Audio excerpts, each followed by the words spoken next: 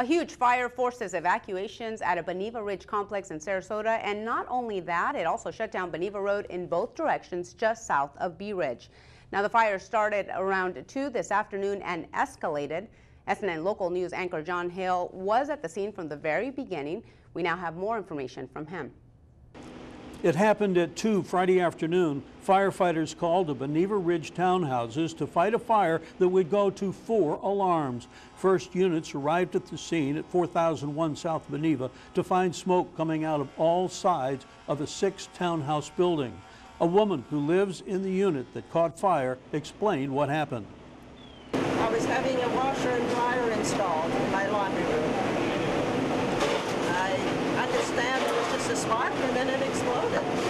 That's what I understand. Right now, I don't know. The electrical spark and explosion apparently traveled through the walls and into the roof area of the building. Firefighters made an initial attack inside the building, but the fire was getting worse and started coming out of the roof. After 30 minutes, the on-scene incident commander called all the interior firefighters out of the building. We've just heard 3 long blasts of air horn. That's a sign for any fireman inside the building to get out.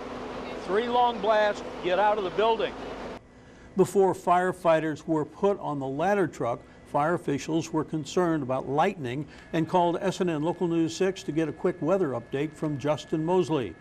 With a working fire, the chief has to be concerned about his firefighters and ready for any emergency and to send help. The 2 firemen you see kneeling there together, not doing anything, they're actually positioned very close to the chief.